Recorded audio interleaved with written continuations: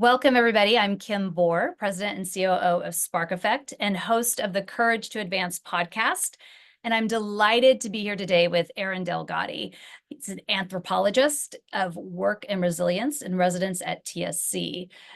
Aaron also has a PhD in cultural anthropology and has a book released earlier this year called Working Relationships, Crisis and Resilience at the Heart of Employee Experience.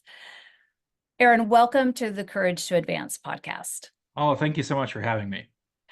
I am so excited for you to be here. And for our listeners, here's a compelling question. How many times have you told yourself, once I get through this project, quarter, year, things will get better?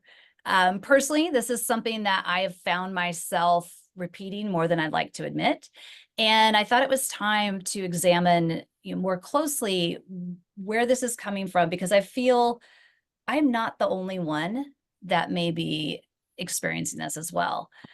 So today our conversation is going to explore this concept termed arrival fallacy and the impact that this has on our working relationships.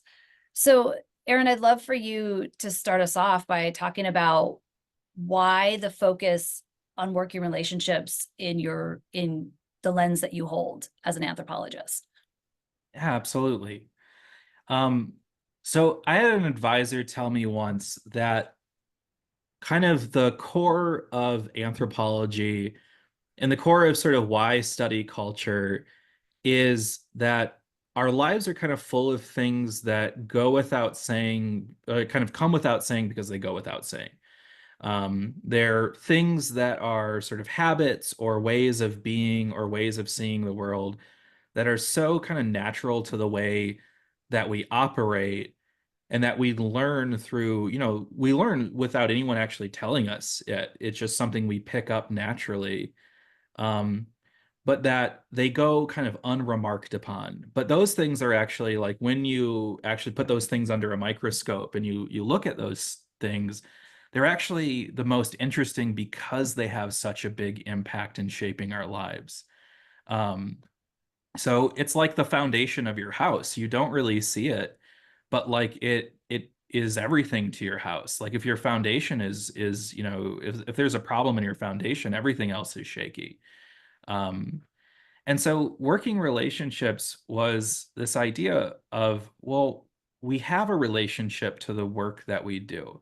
Like we have these things, we have jobs. Like we're the only animal that kind of works and like is employed and has resumes and things like that. And we don't really talk about it a whole lot in terms of like we talk about it a lot in this sort of kind of minutia of it of like, oh, TPS reports and this, like doing this skill or having that qualification. Mhm. But we don't really talk about it a whole lot in the sort of why of it. Like, why do we do any of this? Like, what does this do for us? Like, why are we the animal that works? Um, and why and sort of what is this relationship that we have to this thing that we see as like work? And so that's kind of, where it started. Like we talk about this idea of working relationships. Like we have a relationship that is, like we work with somebody, and that's a working relationship. We also use working relationship in the sense that it's a relationship that's kind of in progress, like it's under Mhm. construction. Um, and these kind of relationships like at work, there's a lot of, I think, not so much a play on words, but I think sort of the language of it kind of reveals how many layers there are to it, that actually we we form relationships to work, and we develop these relationships to work over the course of our lives. And they have this huge impact on not just sort of our professional identity, but really every aspect of our life. Like we make our way through the world by working. And so what does what is the nature of this relationship, and how do we, for better or worse, influence this relationship? And what does it mean when that relationship is positive, and what does it mean when that relationship is Mhm. negative? One of the things that, and I told you before, I've got my tabs in your book, and I really, really enjoyed reading it. And one of the things that you talk about that, when I read it made sense, and yet I think so many of us think about working relationships in the sense of the individuals we work with.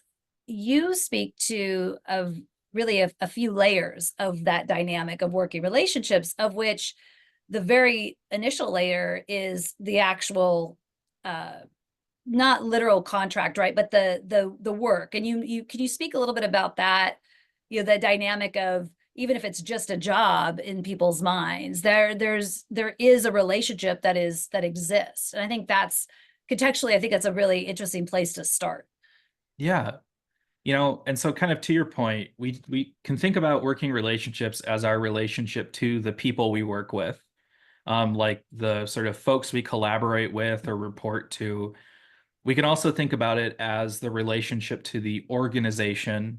So this is like the idea of like employer brand that people have talked, like we talk about in employer brand, and you have a relationship to the organization as like a sort of going concern. But we also have a relationship to the actual work that we do, like the actual practices and motions that we go through every day. If you think about sort of like if you're like a researcher, the research that the work that you do is asking questions and collecting answers, and maybe it's putting it into sort of spreadsheets or putting it into software, drawing analysis, writing out or sort of sharing that analysis in some way, and then delivering it. Like there are specific work functions that you have to do. If you're a teacher, you are doing the work that you do is both managing, children, but it's also about taking in information and then sort of, regurgitating that information in a way that is accessible to the sort of people that you're managing. And so the question becomes, not just about how much do you like or not like, or sort of what does your relationship to the people that you are working with or the organization that you're working for, how does that affect your life? But how does the work itself, like the fact that you spend a fair portion of every work day doing this kind of constrained set of activities, what is that doing to you? You have a relationship to that as well. Like it marks us in like physical ways, it marks us in emotional ways, it sort of shapes our philosophy. Like when you talk to a salesperson, you're talking to a salesperson because there's a certain sort of philosophy that salespeople generally have. They have optimism. Like it would be pretty impossible to be a salesperson and be like nihilistic Right. about things. Right. Um, so the work that we do, not just sort of the people we work with or the institutions we work for, but it's the work that we do actually has a huge impact on who we are. So you can't really leave the work that is being done out of the equation because it has such a profound impact on us, for better and for worse. And I think, there's so much research, right, that's been done on this. And I know Marcus Buckingham has done research on understanding people's unique characteristics, and that, if 20% of what they do is tied to those characteristics and things they really love, there's going to be greater engagement. Another stat came across was a scientist and researcher, Dr. Gillian Maddock, really that does research around health science, says 40% of our happiness is determined by our everyday thoughts and behaviors.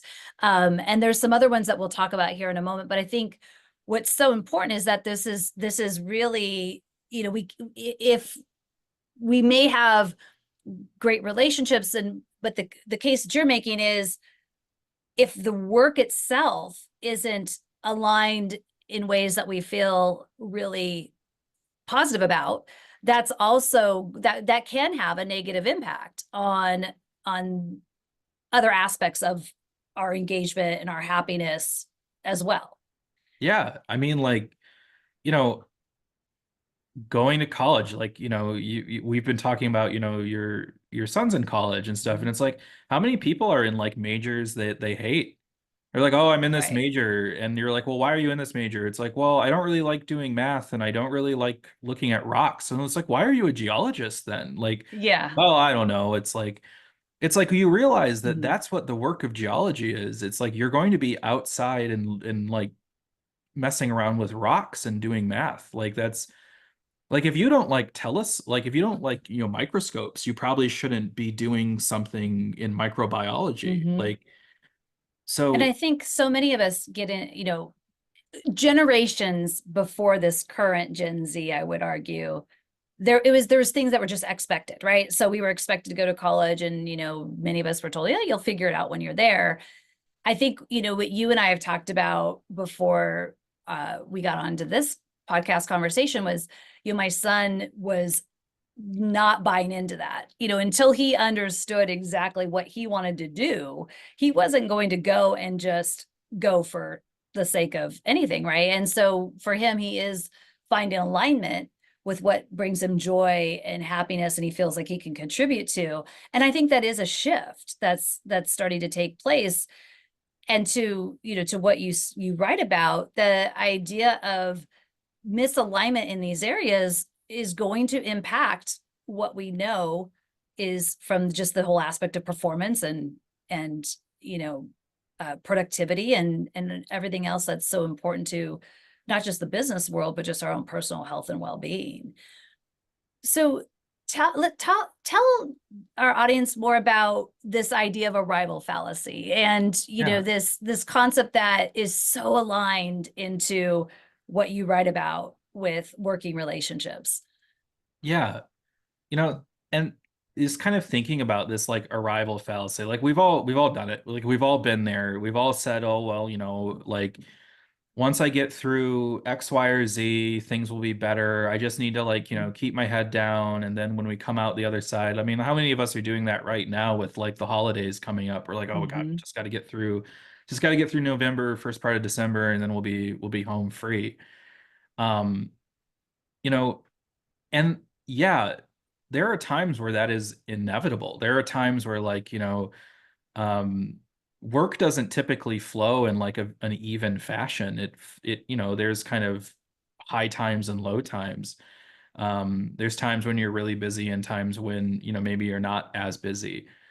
Um, but the sort of arrival thing is like I mean, I grew up listening to people talk about this, not just sort of on a quarterly or a weekly basis, but on sort of a life basis. Like, oh, I Mm-hmm. just need to put in my time, and then when I retire, I'll get to go, fishing, and I'll get to go and like do the things that I actually want to do. Um, and I'm not trying to say that like, oh, there's a world in which everybody gets to do exactly what they want to do all the time. Like that's sort of not kind of, I mean, I'm an optimist, but I'm also a realist at the same time. But I think that to an extent, that arrival fallacy excuses us kind of checking out of our relationship to the work in the moment and Mm-hmm. just say, oh, well, we'll kind of get to it later. Um, when the I think maybe a more productive question, if you're able to ask it, is, well, you know, why am I just getting through this? Like right now, this period of time, like why am like these kind of hard times, like these times of struggle are a good opportunity to really kind of assess like whether or not, you like this or this is a Mm-hmm. good relationship for you. It's like, you know, I mean, like anyone can win, but like you lose, you learn a lot about yourself when you lose. And so Yeah.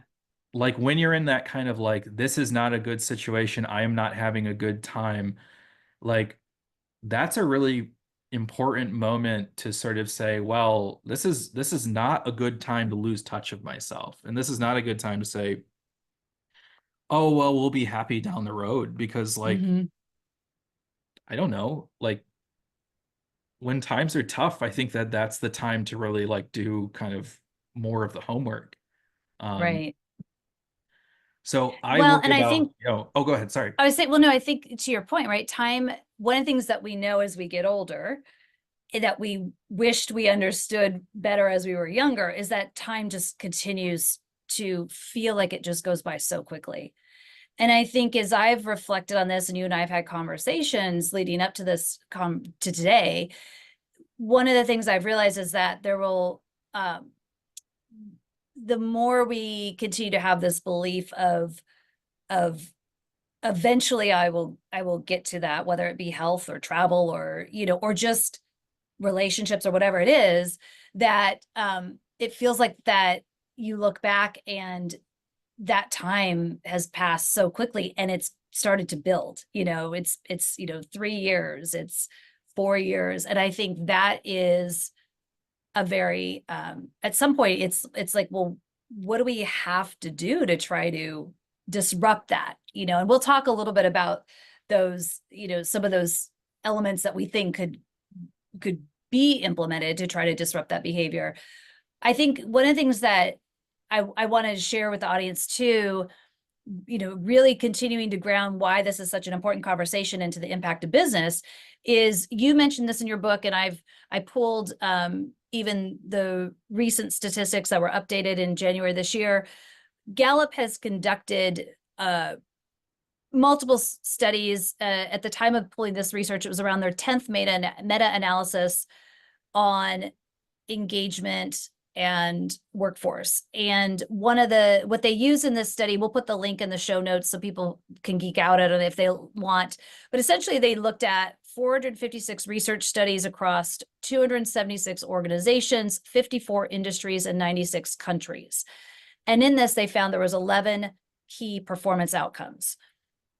They referenced customer loyalty and engagement, profitability, productivity, turnover, safety incidents, shrinkage, absenteeism, patient safety incidents, quality related to defects, well-being related to net thriving employees, and organizational citizenship related to participation, as hard analysis, data that has come from the importance of working relationships, engagement, and business outcomes.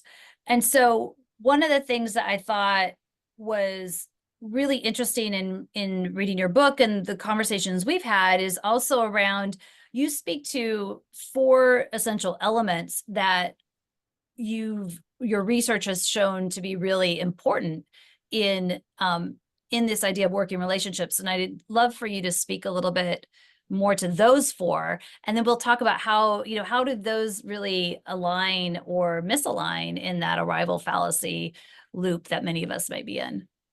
Yeah, I mean, absolutely. And so I do kind of identify 4 elements, and my general argument is that it's not so much that the elements need to be in like perfect balance, but they have to be present enough to be impactful, or else you start to sort of, experience issues. So the first one is continuity. Like you have to feel like the work that you do, that your working relationship, so to the organization, to the work that you're doing, to the people that you're working with, will more or less stay consistent over time. So, like that, if you are worried that every morning you wake up, that you'll have, maybe there'll be an email that says, oh, you're laid off, like that's not continuity. Like that's discontinuity. Like that's like, oh geez, if your organization is constantly turning people over, and so you're constantly having to meet new people and you never really feel like your team is stabilized. If your work, like, all these industries right now that are disrupted by AI, if it's like, well, what is the work that we're doing anymore? Like now that, AI is in the mix, do we still have a need for the thing that I do? Um, you we imagine our relationships, ideally, like our relationships to family members, like our relationships to spouses, our relationships to friends, as being infinite. Like we don't sort of set a day and say, okay, well, we're going to be friends for like 10 years and then we're not going to be friends anymore. Or maybe we'll renew the contract on like December 15th of 2025. we'll like come back and like, oh, let's review. It's not a business relationship. It's a personal relationship. And we assume that that relationship will continue indefinitely. So we treat our working relationships as if they were indefinite relationships. And so we want to feel like that relationship is indefinite. Like it's not going to just be, it's not going to go away at some arbitrary time, or it's not going to just be pulled out from under us. So if you're living in a state where you're like, at any moment, the rug could get pulled out from under me, like that's not a good situation. Mhm. The second is like reciprocation. So the kind of lifeblood of a relationship is a fair give and take. So if I do something for you and you do something for me in proportion to that thing, and then I say, oh, well, you've done this for me and I'll do something for you. And you say, well, you've done something for me and I'll do something for you. And so forth and on and on and on. The cycle goes indefinitely. Like you buy your friend coffee this week and they buy you coffee next week. And so you're like, well, I have to buy them coffee because they got it last week. And the relationship goes on and on and on forever.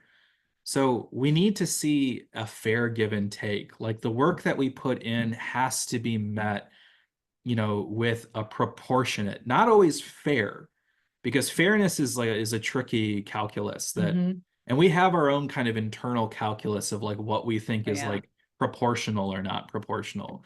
And some people are unreasonable, and some people are reasonable about that, but we all have our sort of own internal calculus of whether we feel like we are in a fair relationship or whether we are being screwed. Like Mhm.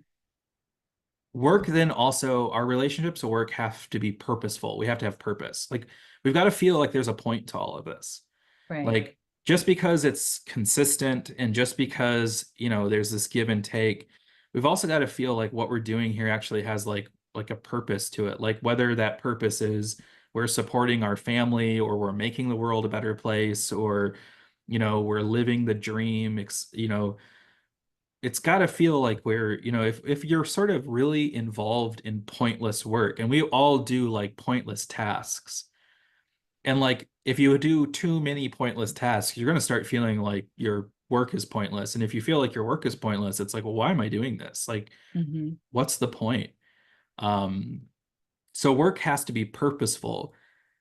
And to an extent, I mean, I think purpose for it has to be supplied. Like that's an internal thing. Your employer can't give you purpose. Like they can suggest maybe things you could take up as a purpose, but like purpose is sort of an internal thing.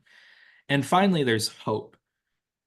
I think that at a fundamental level, and particularly Americans, we have to hope that like the world tomorrow is going to be a better place, that this relationship will continue to change and it will change for the better, that we're not stuck in a way, we're not like sort of, we don't want sort of a relationship that is like so that is volatile, like constantly all over the place, but we want to say that sort of we are on this kind of gradual uphill trend. Like we want Mhm. to be on like we want to be on the front foot, not on the back foot.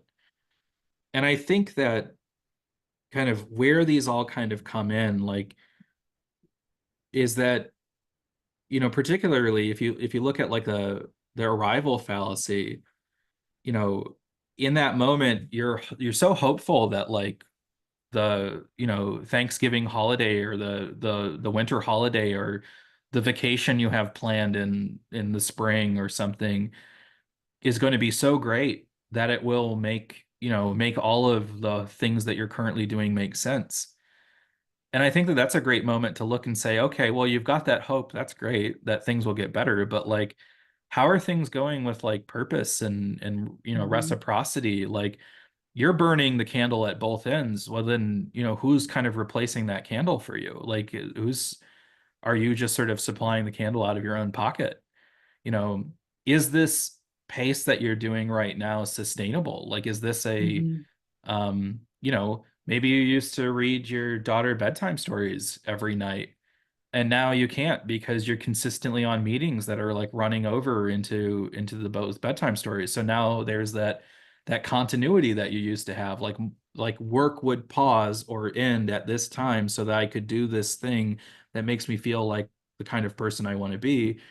But I don't have that anymore because this is sort of And if that happens once in a while, okay. But if that's happening now, that's kind of the new, Mm-hmm. like continuity is a good thing unless like the relationship is bad. If it's just this relationship Yeah. consistently sucks, then that's also like so, taking this kind of inventory, like kind of in the same way that we would evaluate any other relationship that we have in our lives. Like, and when you're going through like a bad time with your spouse, like that's a good opportunity to be like, to kind of reaffirm like, well, what are we doing here together? Like, what's the project here? Like, why are we Mm-hmm. together? And hopefully the answer is that like, oh, because of like we're better together and the love and so forth. But like, I mean, hard times also like lead to divorces as well. And, you know, if you're going through a hard time at work, that's a good time to be like, to really kind of reflect on that and say, well, like, were there good times though? Mm-hmm. And let's say I get to this promised land of the vacation or whatever. Is that actually going to be like good? Yeah. Is that worth it? I think what I really appreciate about how you frame this is, there's these four really important elements that that absolutely, we could have those, as you said, and it may be a negative aspect of it. And what I like the way that how you frame this around, continuity, reciprocity, purpose, and hope is that we it's a great way to, as you said, kind of do a self-check around it, and also realize that it's not all on our employers to provide it, right? It should be mutually brought into these working relationships around, where do I find this, and how, and what do they provide for me that makes this a really healthy dynamic.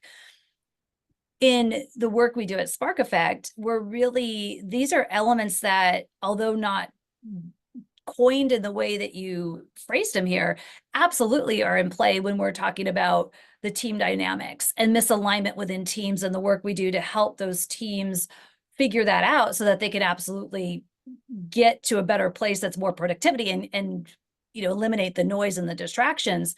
And the same when we're working with the executive teams and the executive coaching we do, because so much of these perhaps patterns, and in this case, we're talking about the arrival fallacy, but these patterns that have gone on for so long that maybe we don't even know we're in them because we've been in them for so long, is something that's really disruptive to teams and to, as you point out, to our personal lives as well. A couple other just stats I want to just bring in to the conversation was, one of the other elements of the Gallup poll said that employees who are actively engaged are less likely to be actively looking or open to new job opportunities. In fact, low engagement teams typically endure turnover rates that are 18 to 43% higher than highly engaged teams. And I think so much of what your research has seen and that we've seen play out inside Spark Effect is that these four elements are really important to how people are thinking about engagement and their purpose and the connection.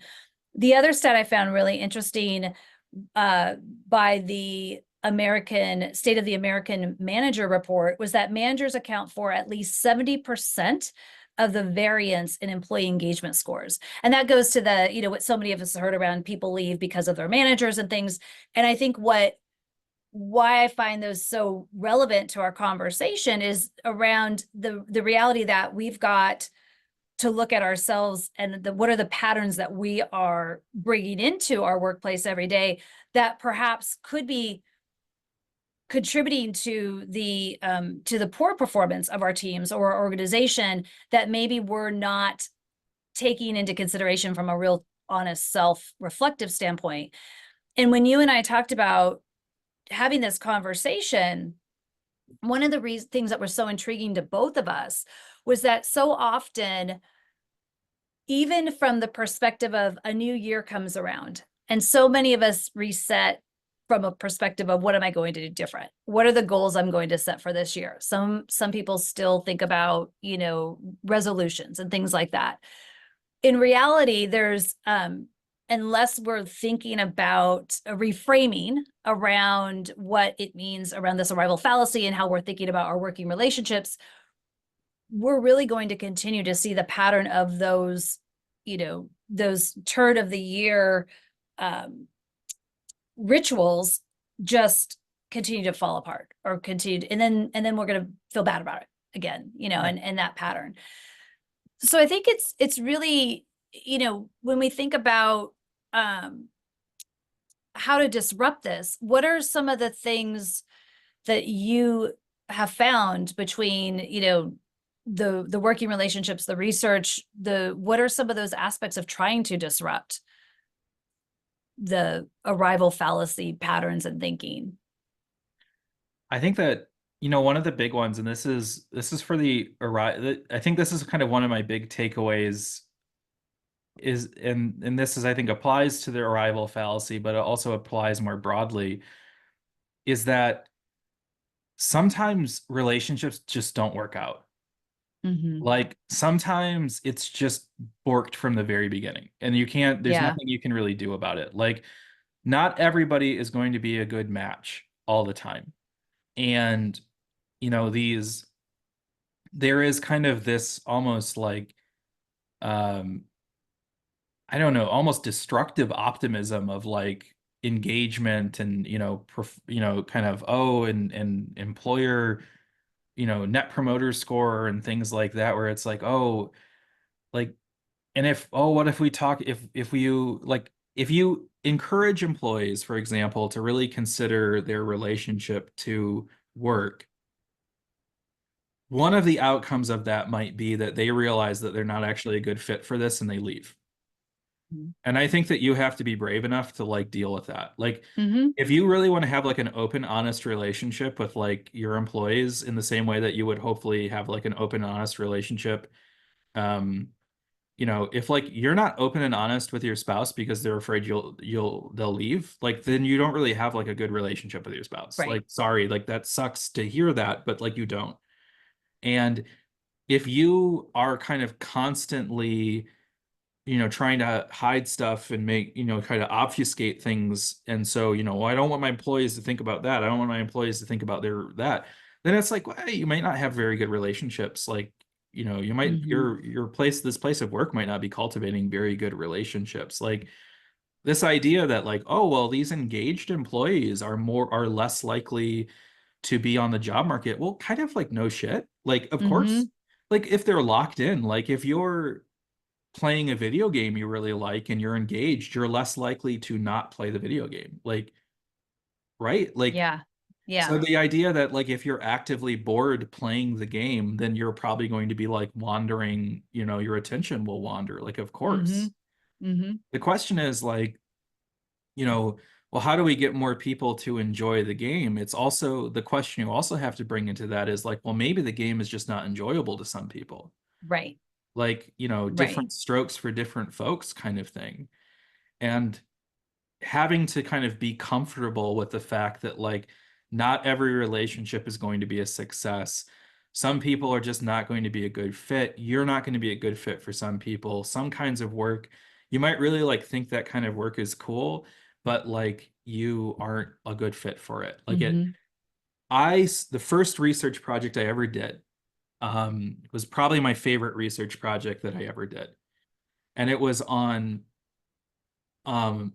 funeral services in Japan, in sort of a small village, and sort of how do people mourn death, and how do people sort of use the local institution of a Buddhist temple, which is much more like a funerary space than it is like a Buddhist space, how they use that space through kind of grieving not only sort of personal disaster, but also collective disaster. I really, really liked doing that research. And I got really super depressed because all we ever did was talk about like death and dying and go to funerals. So I loved the research. It wasn't a good fit. Mm-hmm. Like long term, it wasn't a good fit.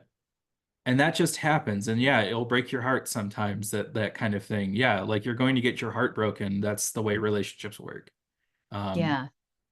but So having that honest conversation with ourselves and thinking about, if we have all the right elements that feel like we've got a healthy culture, it's, I've always had that philosophy that we're all on this, we all are in this career journey, and we're here at the moment for the reasons that align. And at some point that may not be the case. Right. And so really just being honest to say it's okay if there's misalignment, in the sense of we all should want to have that feeling engaged and purposeful, and all of those really positive elements should be in play. And if it's not here, it should be somewhere else. And being okay with that is Yeah. really important.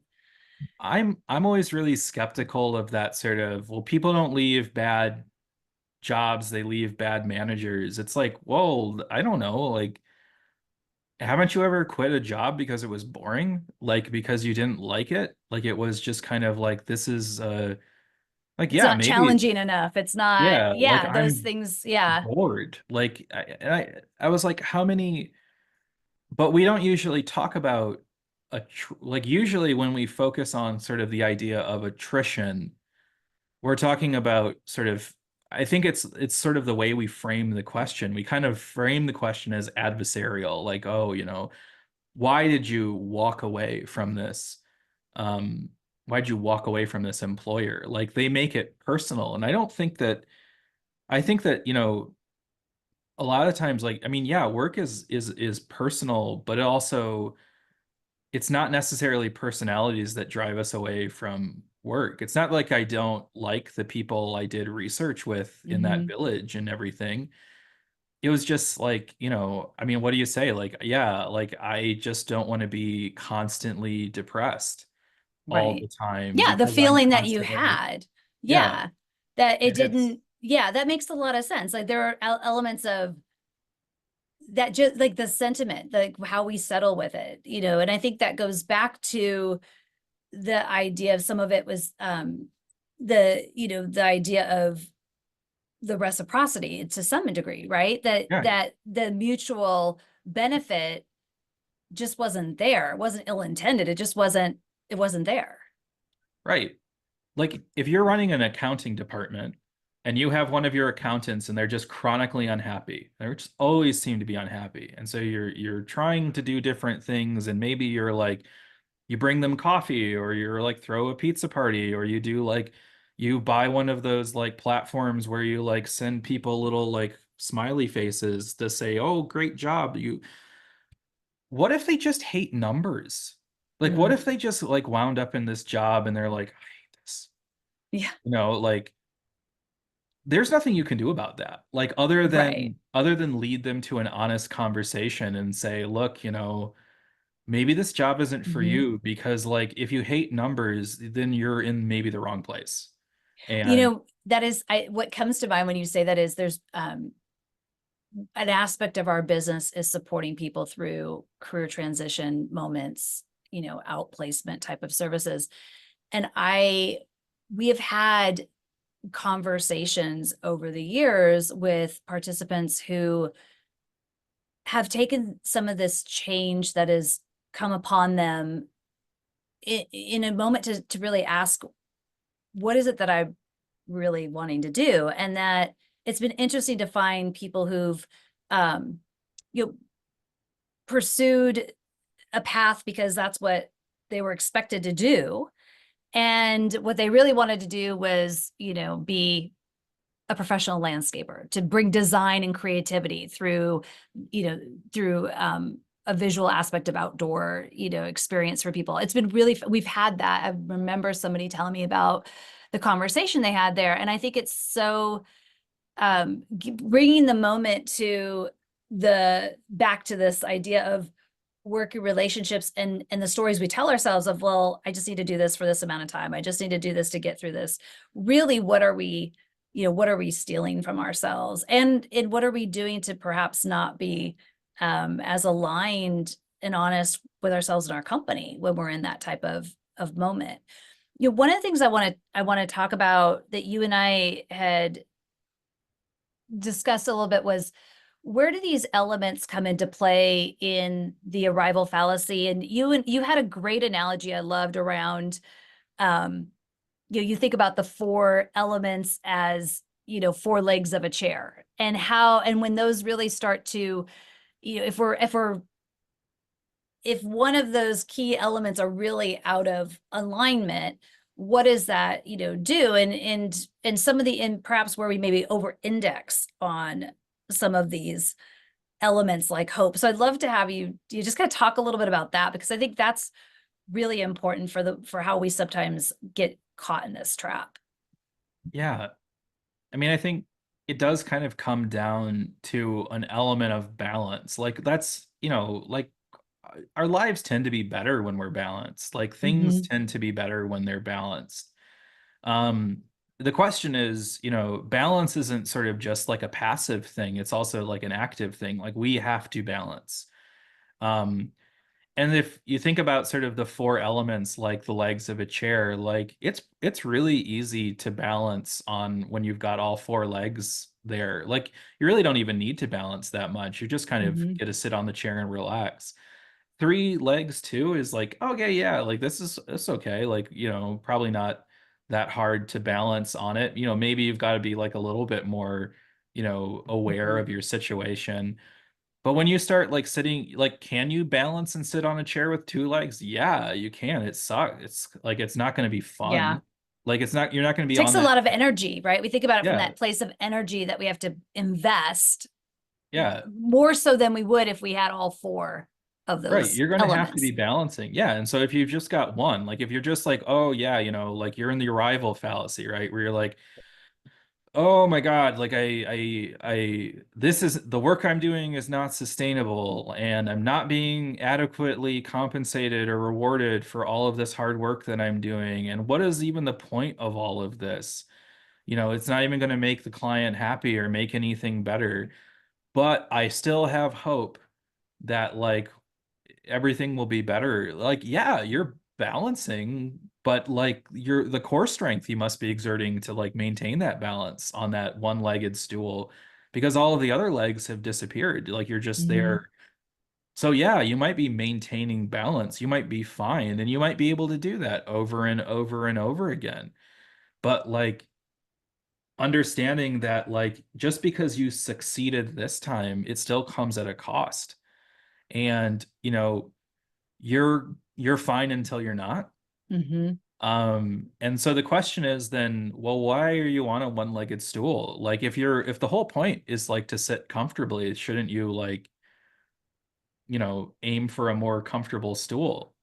And yeah, I mean, there's some people who are like, whoa, the grind set, and you gotta hustle. It's like, okay, fine. Like if that's what you like to do, then, I was 22 once. Like I'm sure that was, I would hustle and grind and whatnot, but like, you know, At what that's cost, right? I think yeah, that at what becomes the thing of cost? what Right. cost. And I think that's where what we're finding in our society is impact on, health and wellness, which directly correlates into the business world of productivity and the bottom line results. And so it should be a concern for businesses around that. I think, you and I have talked about, what are some of those behaviors and the stress indicators, right? When you're trying to at some point that you can't do it for the long term. And that's what it feels like when we get into these loops that people are, it's like at some point, it's like this has been going on for a really long time. And now I'm not even sure how to break it. And so I think what perhaps what we should start to talk about a little bit is about how do we help people think about breaking it, in ways. So I think, you mentioned a really important factor around this, the kind of the self check, right? So thinking about those four elements of where am I in that continuum?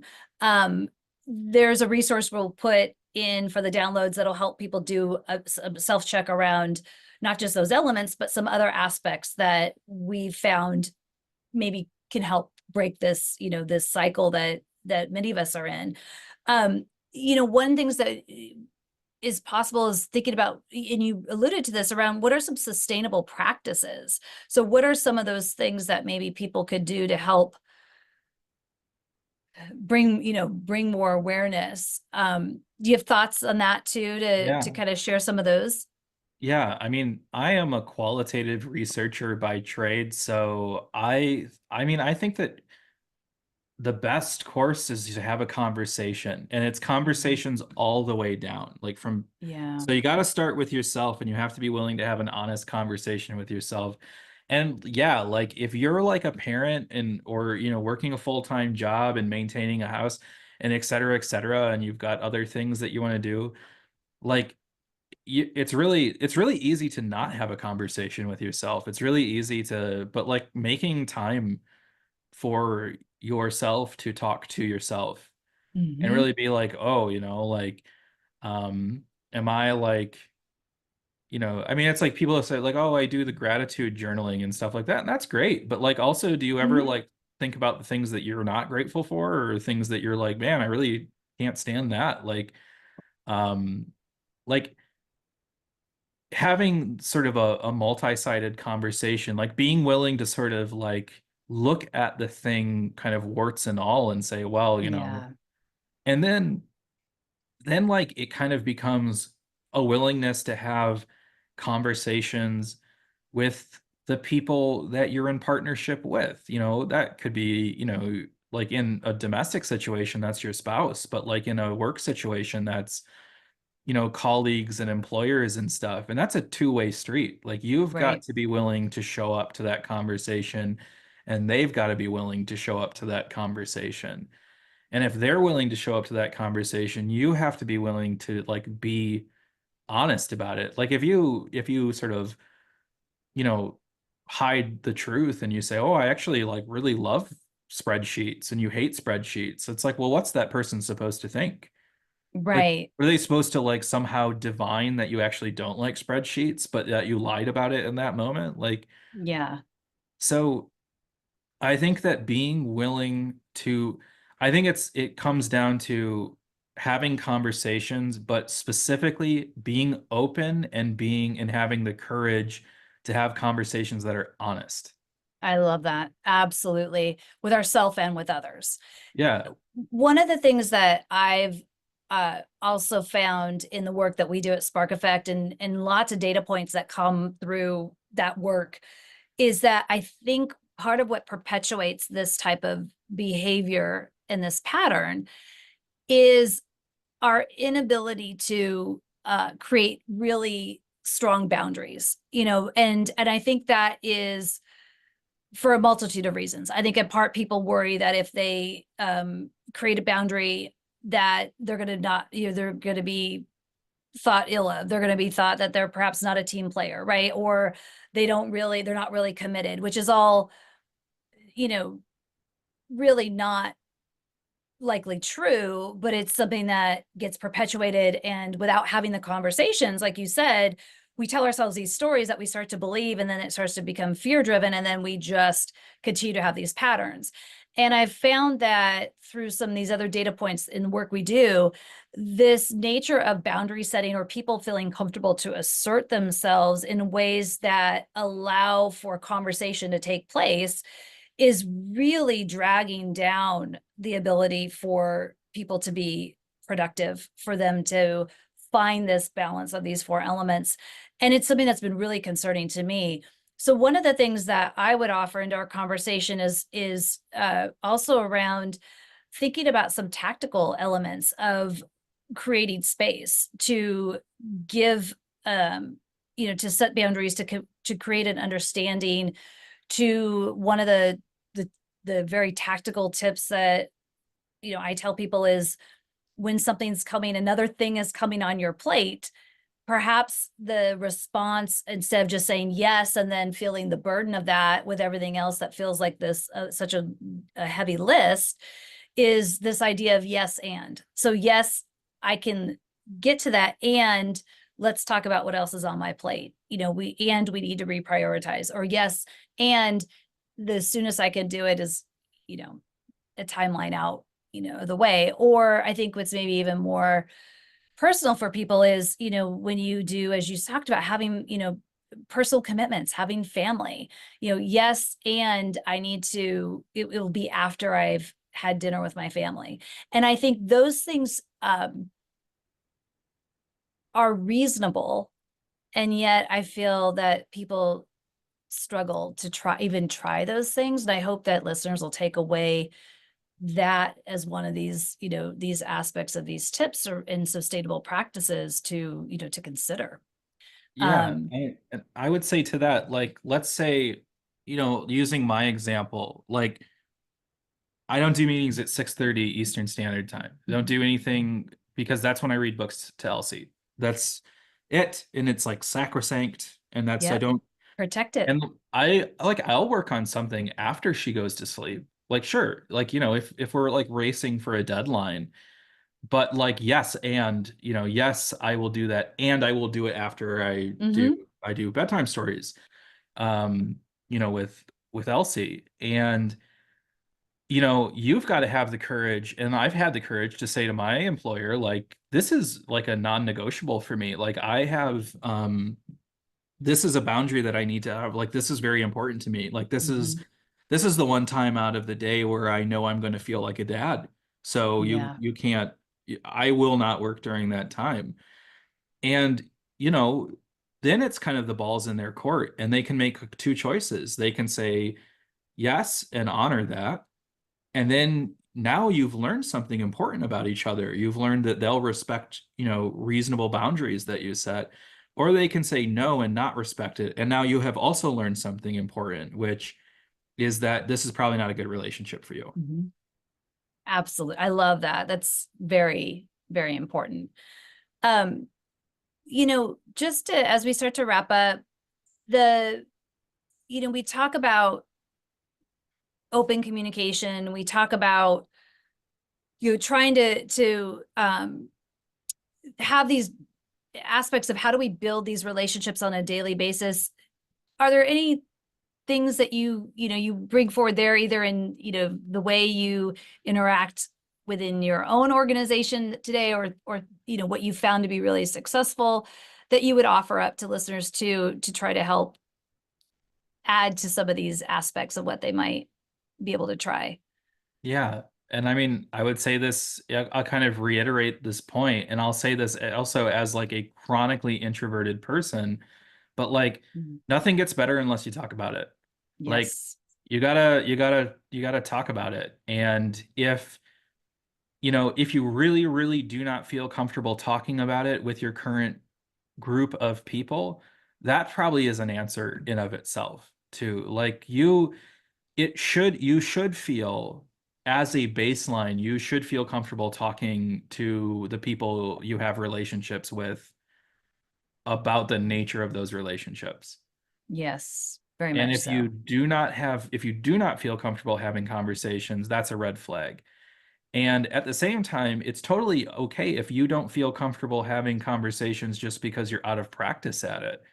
So, you know, and it's really scary to do that first conversation. It's really scary, like, particularly if your like conversations have really revolved around not being particularly honest, Hmm. and it's like, yeah, we've all been there. We've all like wanted to like get a job we weren't totally qualified for. So, like you It's kind of, different to stretch yourself and grow right. versus full But to be like, on, oh, right? Yeah. no, I love, like, it's like if I went to my employer and I was like, you know what, I love syncs, I love client syncs, and I love it, I love sales meetings. I can't stand that stuff. Like, It's not your nature. it's Yeah. not my It's not the thing. right It's fit. not my thing. Yeah. Like, I don't want to drive a bus, so I don't go Yeah. drive a bus. So, but I'm not going to go and say to someone, oh, I'm passionate about that kind of thing. But it's hard to sort of open up and be honest with people if you're not used to that, and particularly if you're afraid that if you're honest with people about the nature of your relationships, that they won't want to be in those relationships Hmm. anymore. And I would say that yes, I totally understand that, and so then you have a choice to make. You can either Hmm. test the authenticity of your relationships, or you cannot, and you will have to live with that one way or the other. Yep. I totally agree with that. And I think that more often than not, the conversation will be welcomed and opened. And I think what gets us all at different points, is that we have the conversation in our heads, and we never get beyond that. And then we because of all those stories we tell ourselves, and then we just continue to fall back into the pattern. And that's not sustainable, as we talked Yeah. about. I want to just give you a moment, because I realized as we dove in, I never gave you a chance to tell the audience around what's an anthropologist doing, talking about working relationships inside a business organization. And I wanted to give you the ability to just kind of talk about how do you bring that experience and the skill into the work that TSC does, and kind of that lens that I think is so different. Yeah. And I appreciate it. I mean, I guess work is fundamentally human. Mhm. Until like I guess AI takes over and we are in sort of a Skynet type situation, it's work is fundamentally human. Like work is full because work is full of humans, and if humans stop doing the work, then there would be no work. Like the work would cease to Mhm. exist. So if anthropology is the study of sort of why do humans do what they do and why do they make the choices that they make, then I think that's kind of, well, why wouldn't an anthropologist want to study work?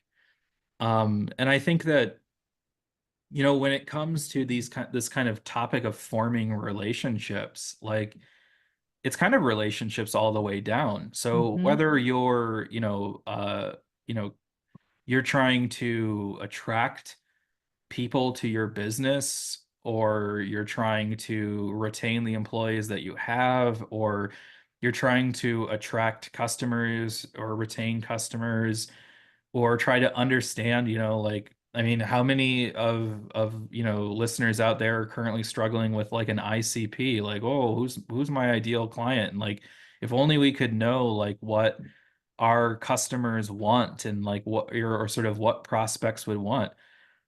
Well, like you've talked to them. Like if you just, Mhm. if you're a specialist in kind of going and talking to people and taking the results of those conversations and synthesizing them into observations about, behavior and patterns more broadly. Like I personally, I think that a pretty useful, that's a pretty useful perspective. Like, Yeah. we can send out surveys all day long, and surveys are great for what they are, but like, you know, a lot of the problems that we encounter in the world of work are very squishy problems that aren't super well suited to a survey. And so I feel like I kind of specialize in like the squishier the problem, the better. So if it's like, Mhm. we have this thing and we thought it was really cool and nobody likes it and we can't figure it out. But then we sent out a survey and everyone said like, Yeah. somewhat or strongly agree. What would happen? Where's the disconnect? It's like, whoa, that's because we're humans, because humans are contradictory creatures and we do all sorts of weird stuff. So hire somebody who's a specialist in that weirdness. And that's why I think TSC hired an anthropologist because the world of work is weird.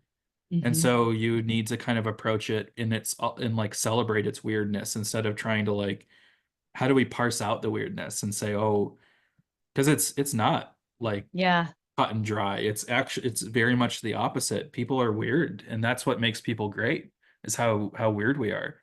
That's I what love I that. think creates opportunity for I people, love is it. that fact that we're weird. And I agree. And the reality, like you said, with AI, we're still going to need people, and we need to understand how we work with all this technology that's flooding into our work and the work you do. And this discussion we've had today, I think, is just an example of why this human connection and the working relationships are still so important to maintain and to invest in.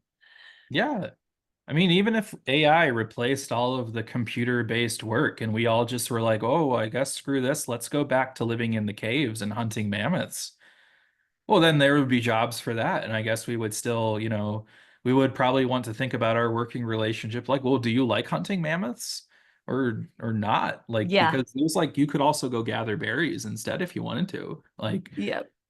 so yeah. So it's like this is so it's important, right? And it's important that we're having this conversation. And I hope for our listeners, what they've been able to take away today is some realization of perhaps if they're in this pattern that they've got an opportunity to break it. And we mentioned some of the tips that are ways to start. We'll have more in the resources. So as we close out, is there any final thoughts that you want to be to leave everybody with that you want to reinforce, or perhaps just didn't get a chance to share yet? Yeah, I mean, I would say that, we're coming up on a holiday. A lot of us will have some opportunity to, like, it will be busy for sure, but a lot of us will have some opportunity to maybe not do the same work schedule that we are doing. Like, take the time to have a conversation with yourselves. Like, you know, maybe you'll find that you actually really do like everything that you're doing and that your relationship to work is great. And then great, cool. Now you've confirmed that. Now you did the research and you've confirmed your results, you validated it. Great. You know, the worst thing that can happen is that you discover there might be a route to be happier. Mhm. So I would say if there's one thing that you do, just, do I like what I'm doing? Do I feel like it has that continuity? Do I feel like it's reciprocal? Is it purposeful, and does it like fill my life with hope? And I if the love that. answer is no to any of those questions, that's kind of a second order thing to start Mhm. working on. But like starting the conversation with yourself, like that's, I think, it's got to start somewhere. And so that's what I would say is if it hasn't already started for you, start it. I love that. Start it for sure. Uh, So thank you so much, Aaron. I want to just again remind everybody that we will have some free resources that are very relevant to our conversation today. You'll be able to download by visiting the courage to advance podcast.com. And all of these resources are very aligned with this conversation. They're actionable. They're exercises and tools that are designed to really not just inspire you, but really move you forward into this, into starting something different. So we encourage you to check those out. And additionally, you'll find links to the research we've mentioned today, to Aaron's book, and to all the other components that maybe you want to go dig a little bit deeper in. And so again, thank you, Aaron, for sharing your insights. I want to also thank the Empathy Edge for hosting our podcast subseries, and to the listeners for tuning in to this episode of Courage to Advance. And I want to just really remind everybody that this is the place where transformative leadership isn't just about having all the answers, but it's about having the courage to find them. Thank you. We look forward to having you tune in to the next episode. Thank you so much.